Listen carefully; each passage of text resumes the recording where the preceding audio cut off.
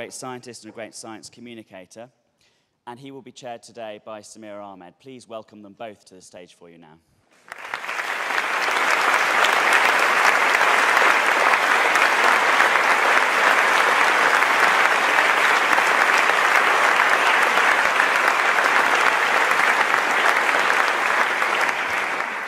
Welcome to you all, and especially to Professor Richard Dawkins, who, as many of you will know, is Vice Chairman of the British Humanist Association.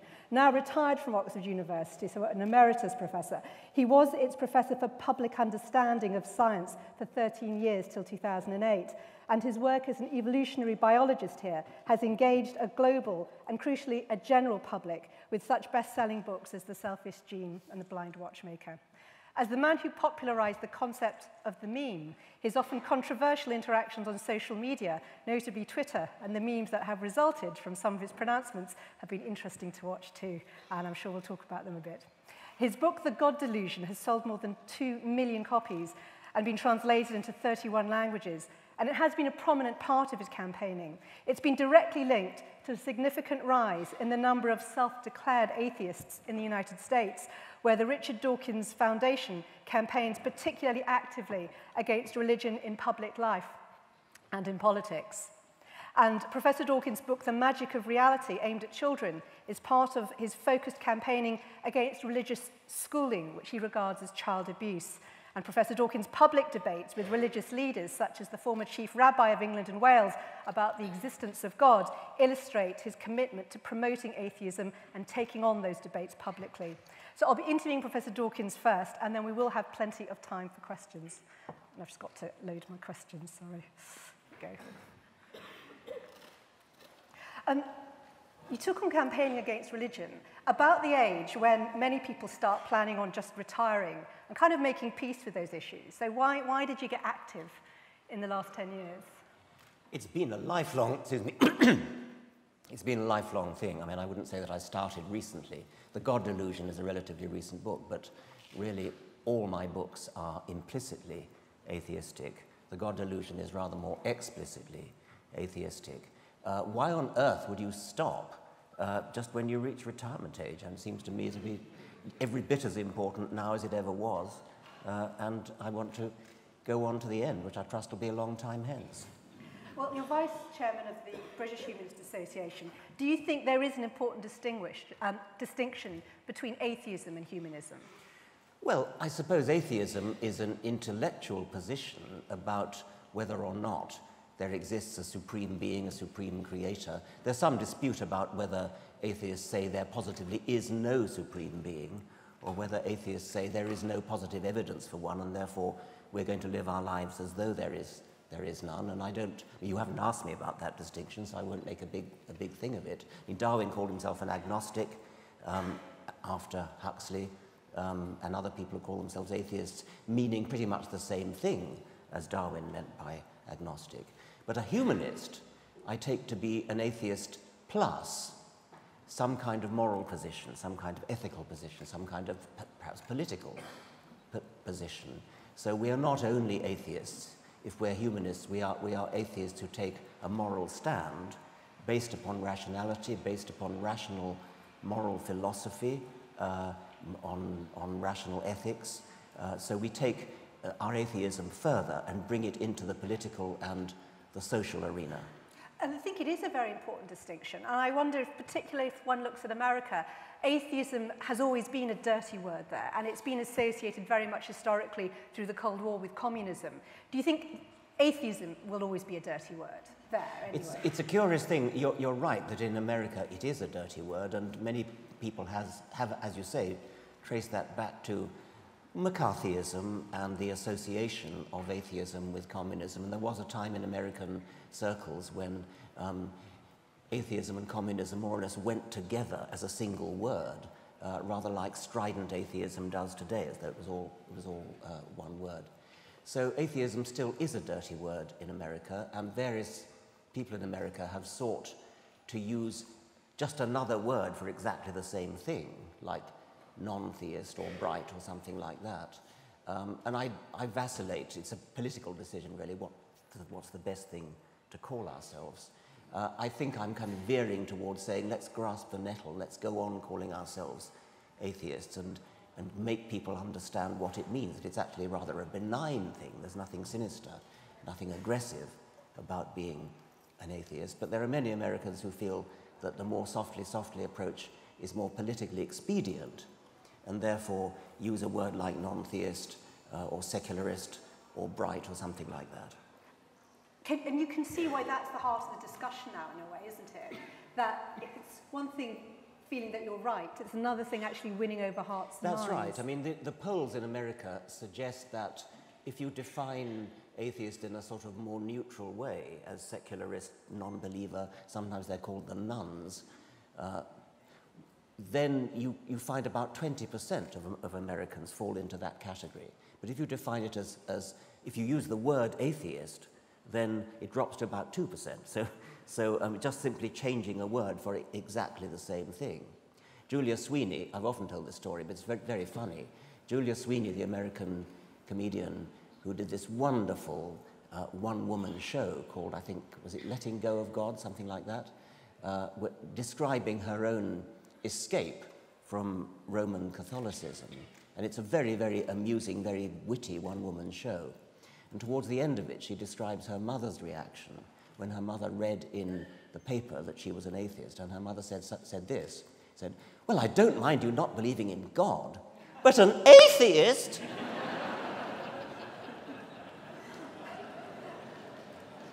You are especially active in the USA with the Foundation for Reason and Science. Is America, in a way, your priority? And should it be a priority for humanism, do you think?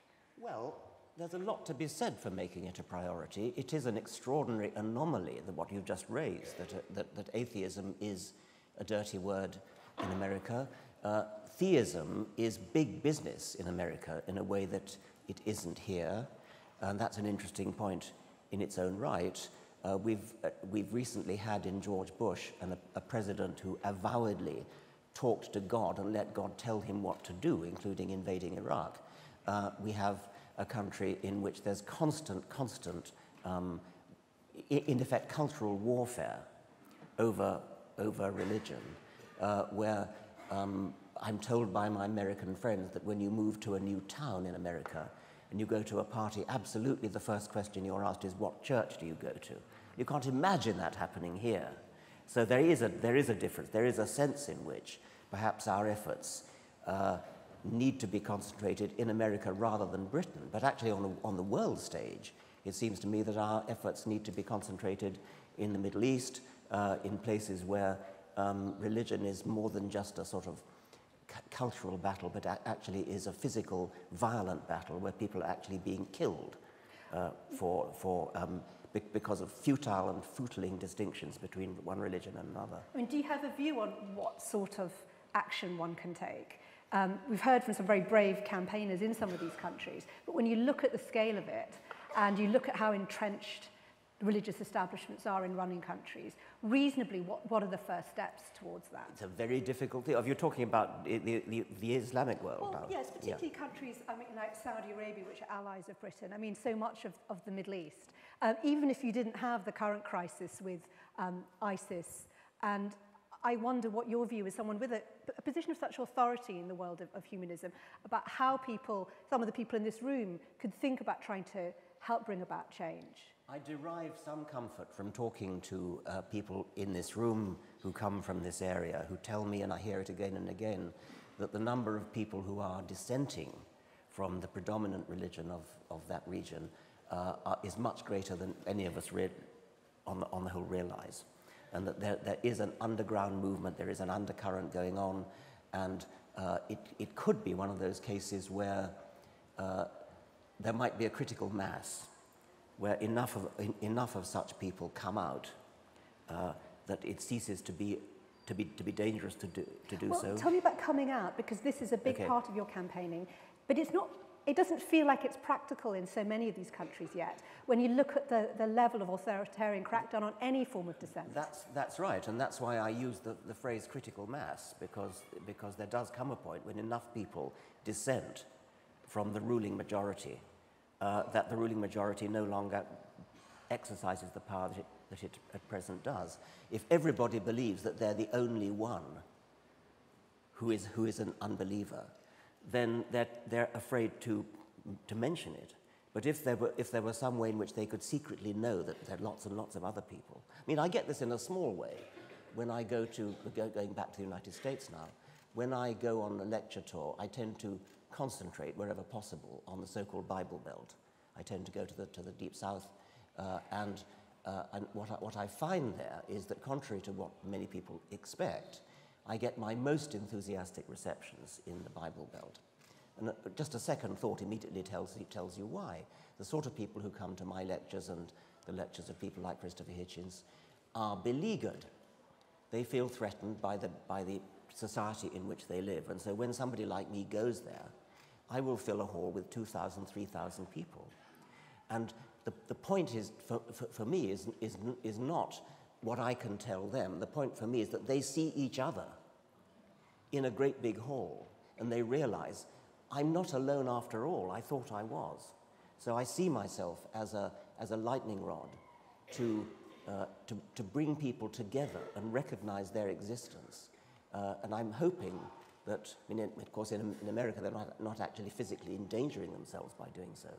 But there could be something similar in the Islamic world.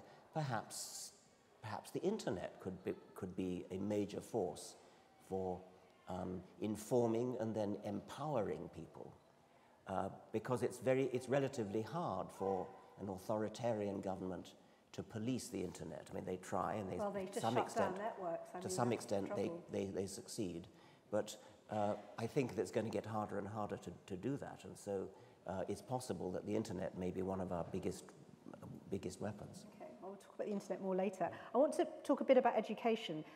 You've spoken very forcefully against religious schooling as brainwashing and indeed child abuse. The US has a secular schooling system, and yet it has far higher religious belief among its population than the UK.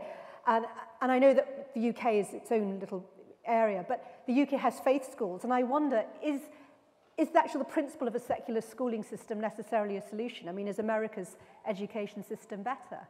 Well, the paradox has been noted that in places like Britain, where we do have an established church and where we have faith schools sponsored by the government, supported financially by the government, we are a relatively unreligious country, with the notable and sinister exception of Islam. But as far as Christianity is concerned, in this country, Christianity is dying. Do you really think that, given the rise of schools which are promoting creationism? I mean, there's a great deal of concern about new Christian fundamentalism. There is a certain concern of the rise of neo-fundamentalism in Britain. The figures show, if you compare, for example, the 2001 census in Britain with the 2011 census, in 2001, the census published that there was something over, I think it was about 72% people called themselves Christian in Britain. And then in 2011, that had dropped, I think, to 54%. I may have got the figure slightly wrong, but it's approximately a drop of about 20%. And that doesn't tell the whole story. My British foundation, the Richard Dawkins Foundation for Reason and Science in Britain, commissioned a poll, an Ipsos Mori poll, in the very week of the 2011 census, in order to get people exactly at the time when they'd actually filled in their census form. And we polled specifically people who had ticked the Christian box in the census. So these were people who had said, I am a Christian. And we asked them a number of supplementary questions to investigate actually how Christian they really are. So to test their knowledge of the Bible, for example, we said, what is the first book of the New Testament? Is it Matthew, Genesis, Acts of the Apostles, or Psalms? I think it was 39% successfully ticked Matthew.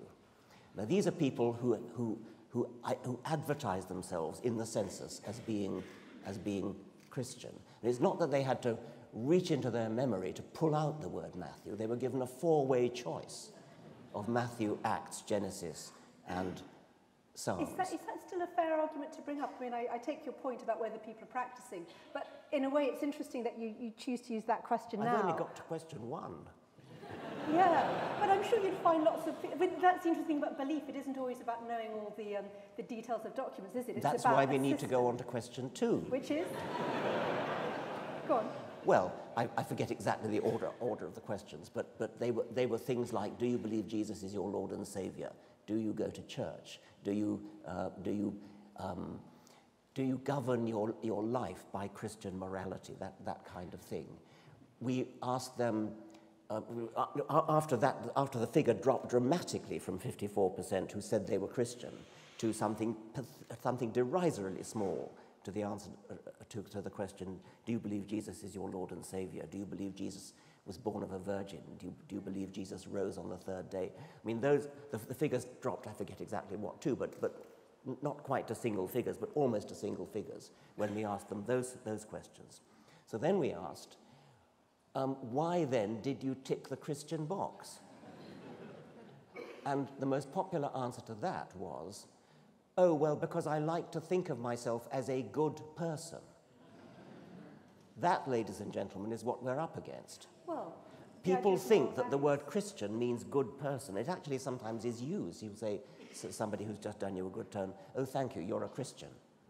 So that was that. Then we said, well, when you have a moral dilemma, when you have a moral question, a difficult ethical question to face, do you turn to your religion to answer it?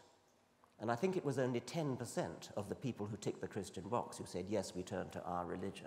The majority of them said what probably anybody in this room would say. I forget the exact phraseology of the question, but it was things like what we would call moral philosophy. It was things like taking advice from friends, the sorts of things that any sensible person would base their moral decisions on.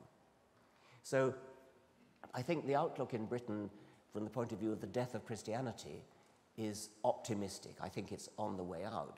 Do you have a time scale?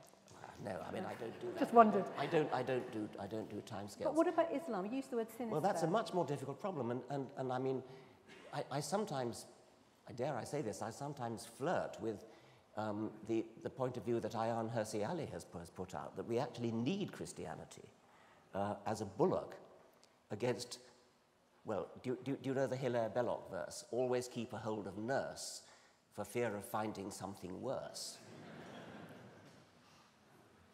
Okay. Whose idea was it that you joined Twitter?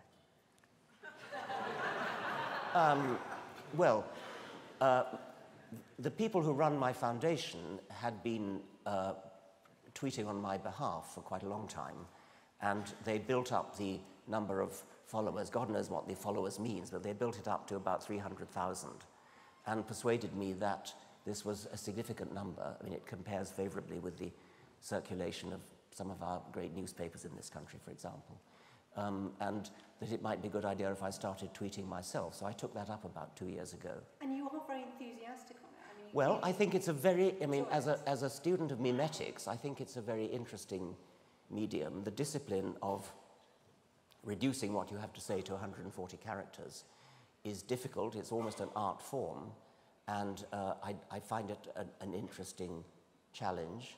I think it's quite useful for just putting a thought out there. I think it may not be very useful, I'm positively sure it's not very useful for actually making a coherent argument. You need to do that at greater length. But for putting a thought out there to provoke discussion, I think it can be extremely valuable for that purpose. That if you read what you see on Twitter, there's an extraordinary variety of things. Some people will say things like, John Smith, whatever the name is having lunch. And that was my first exposure. I saw somebody said, he so-and-so is having lunch. No one's ever accused you of putting up boring tweets, I don't think. They occasionally have, actually. But it's just, and it's the one question that a number of people here at the Congress have come up to me to say they wanted raised, which is they feel that some of the stuff that you've said on Twitter has been very aggressive, and you've got yourself into rows as a result, and that perhaps you risk becoming a liability to the humanist. Well, that's right. I mean, there is a school of thought that says that. And my attitude to that sort of, I fluctuate a bit. I mean, it depends who I've most recently been talking to in a way. That probably applies to all of us. We tend to go up and down a bit. I've recently, on this conference, I've heard David Silverman talking about firebrand atheism. And I've heard Martin Rosen this morning talking about the virtues of giving offence. So I'm all kind of fired up with that at the moment. Would you say you're a firebrand and you're happy to give offence? I'm often accused of being a firebrand. I'm often accused of being strident. And the God Delusion, rather oddly in a way, because the God Delusion is actually quite a moderate book. I like to think it's rather a humorous book, actually. But it is described as strident by some religious people. But I don't want to. I mean, you asked me about Twitter, and I do want to talk about that just because in recent months it has taken on. Okay, well, I think because of some of your comments. There are some things that I. One about rape, which you presented as a kind of, I think, a provocation. And if I can just read it. Absolutely not. I did not present it as a exactly. provocation. Let me just read it, because there was another one that was similar. Date rape is bad. Stranger rape at knife point is worse. If you think that's an endorsement of date rape, go away and learn how to think. And then you did a very similar one on violent versus mild paedophilia. Now, you know how people have felt about that. Do you regret anything about bothering to do those as tweets? As you said yourself, it's not an ideal medium for setting of complex arguments. I don't regret it as much as you want me to say I regret it. No, I don't want you to say anything.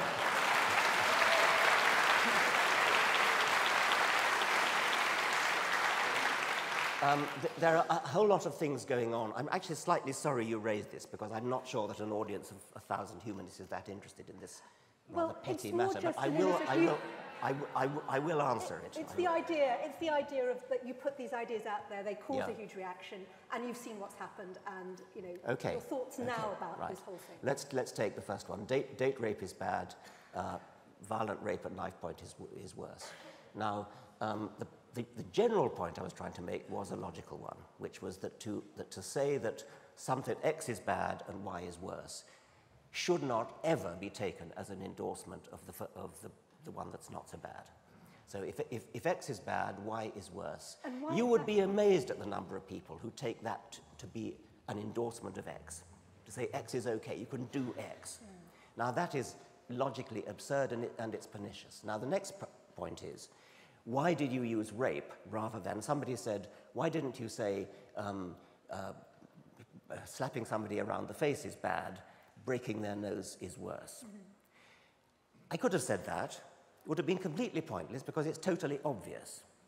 And actually, the general point is totally obvious. But you would be astonished at the number of people who I've seen on Twitter who, when I've said that anything is bad, something else is worse, they will take it as an endorsement. It came up with paedophilia, when I said mild paedophilia, by which, of course, I meant relatively mild paedophilia. I mean, this is a comparative statement. Relatively mild paedophilia is bad.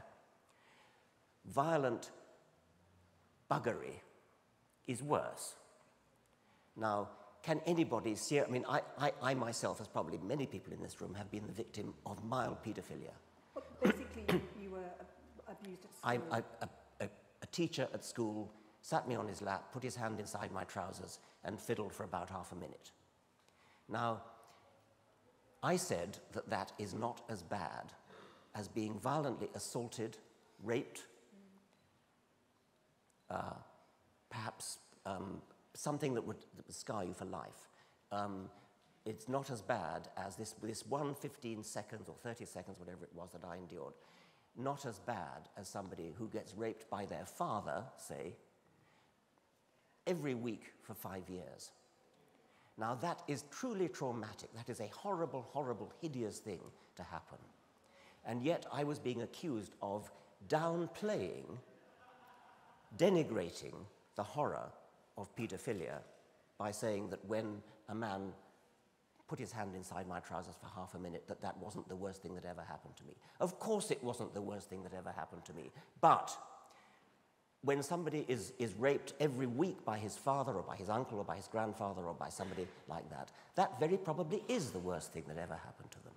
Now, if I were to say that my 30 seconds of unpleasantness was the worst thing that ever happened to me, I could just imagine the chorus of people who really did endure the horrors of violent paedophilia say, how dare you big up your trivial 30 seconds of horror, and how dare you do that and thereby make light of the awfulness that happened to me. I suppose the reason I raised it was not because I expected you to explain it in detail. It was because people wonder why raise it there. Because it looked like you were trying to show something about logical thinking. I'll tell you why. I was trying to say something about logical thinking, but that logical point doesn't raise its silly head in neutral cases like X and Y, and in cases like giving somebody a slap around the face as distinct from breaking their nose. It doesn't raise its head with that. It does raise its head when you're talking about rape and paedophilia and possibly nothing else. Do you think... Let me finish. Therefore, I wanted to make the point that we are rationalists, we're humanists, we're skeptics, we're atheists.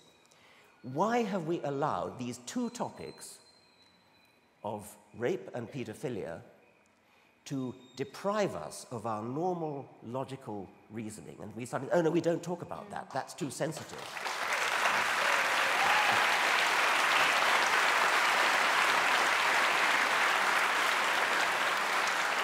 And I wrote this up on an article in my website, and I began with a fairly long introduction on the discipline of moral philosophy and how moral philosophers will take what may be painful cases. For example, a moral philosopher, a typical case might be, why don't we eat human roadkills?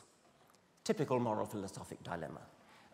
The person is dead already, so you're not killing in order to eat, whereas when you eat a cow, you do kill in order to eat.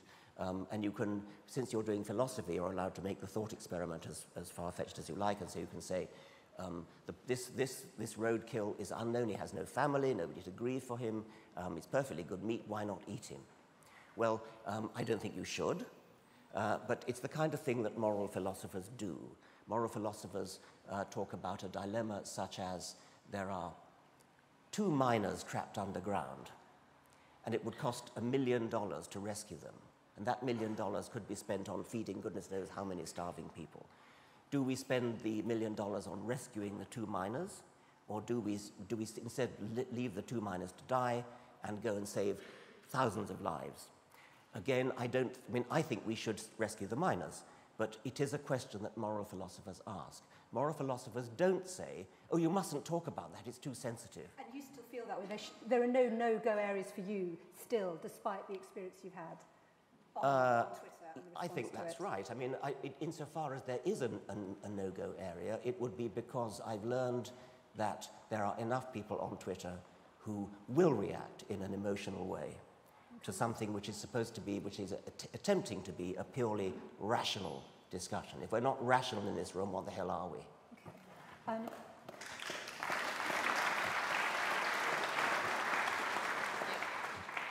Peter Higgs, the Nobel Prize-winning physicist and a fellow atheist, said in 2012 that he felt sometimes you concentrate on all religion as fundamentalist, and that can be too aggressive and it can damage the cause of humanism, when he would argue many believers, people who do believe in God in some way, have no quarrel with you.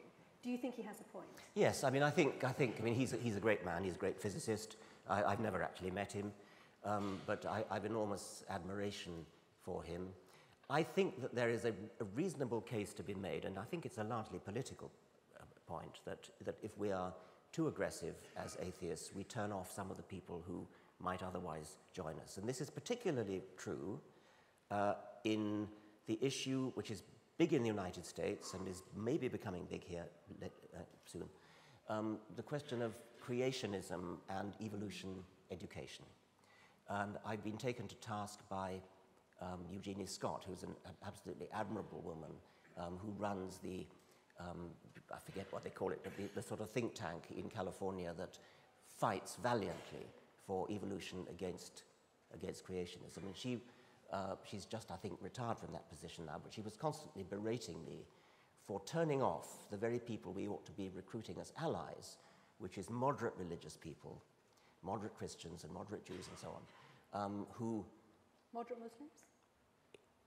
I mean, any Muslim who supports evolution, yes. Then the danger that she pointed out was that, and a lot of people have said the same thing, that you turn people off. If people go around believing that in order to believe in evolution, in order to accept evolution, they have to abandon their cherished religion. And her worry is, and worry a lot of people is, that if you go around saying that, then you'll lose a whole lot of people to scientific education because they will feel that they are damaging their religion, that they're having to abandon their religion. This is why I have on many occasions actually joined forces with moderate bishops and people like that in combating creationism.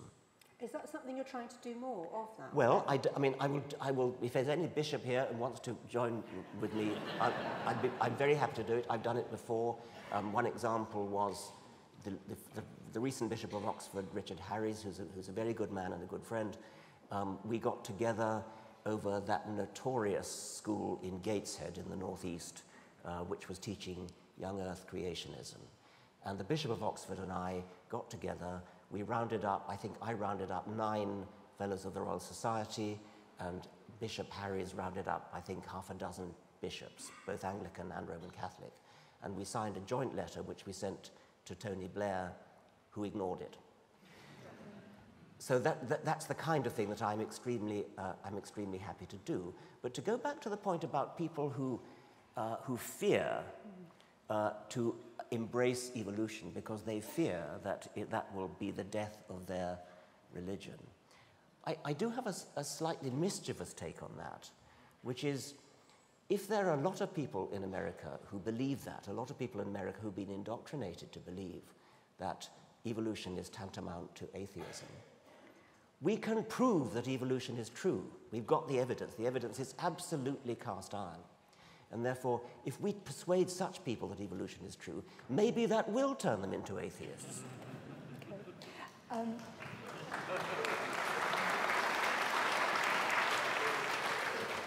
Just one more question from me, really, before we open it up to questions from the audience. What laws would you like to see introduced if you could rule the world, and particularly in regard to religious freedom? Well, when you said earlier that I was passionately against religious education, that's actually not quite true. I mean, in schools, I should have said. Yes, but no, I'm actually in favour of religious education in schools.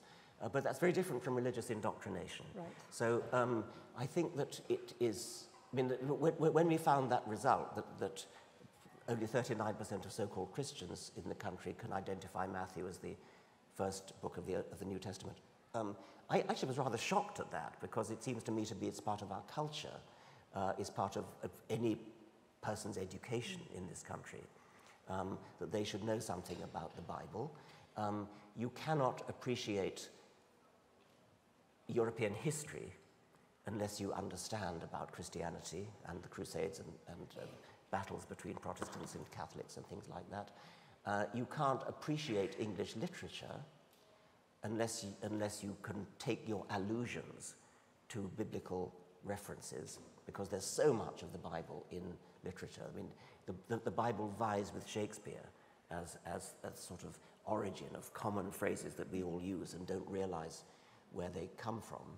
And because, like Shakespeare, from roughly the same period, the King James Bible is actually rather beautifully written. So in a world ruled by Richard Dawkins, everyone would know the Bible, they would understand the history of religions as a sort of anthropological, cultural cultural, historical, yeah. Literary.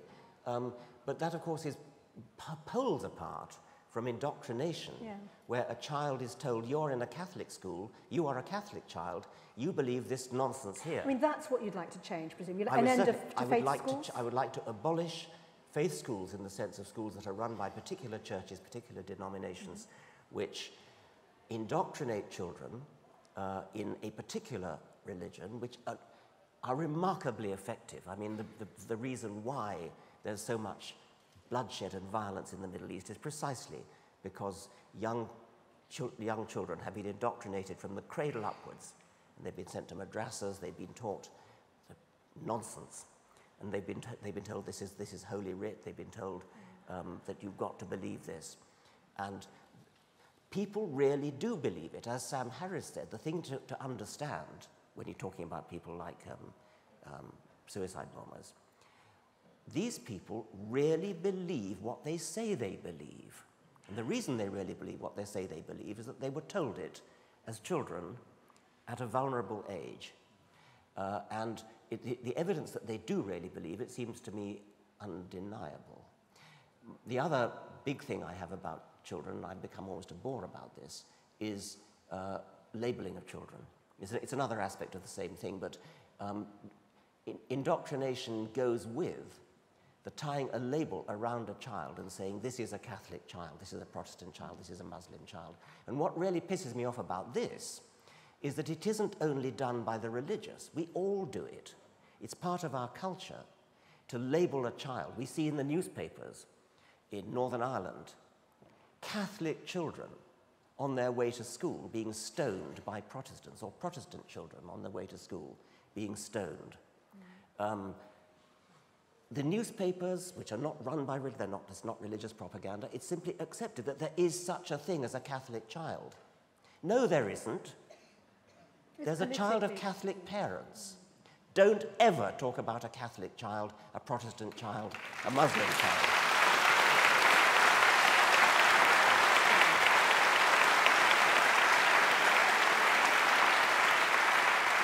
And we're talking consciousness raising here. We're talking, it's exactly the same feat as was brilliantly achieved by feminists when they changed our language so that we no longer use sex pronouns when we mean neutral pronouns.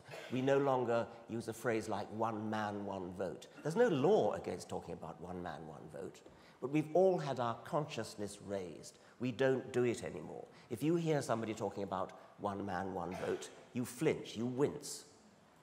We all do it, rightly so.